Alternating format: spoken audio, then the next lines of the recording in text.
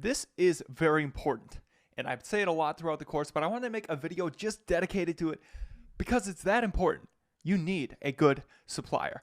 I went through dozens of suppliers with the Eclipse, and I didn't give up until I found a really good one. If there's any red flags that throw you off about them, just confirm and make sure that, if there's a red flag, confirm, validate, and see if it is actually a problem. Don't just ignore these things. And I actually met somebody at a conference who did the Eclipse and did not make sure that they had a good supplier.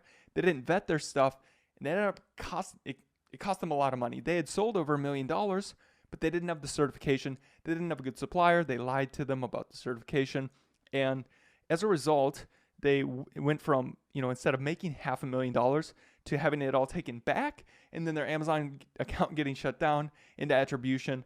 Now, this is a very rare circumstance, but just in general, they're the people that are making your product.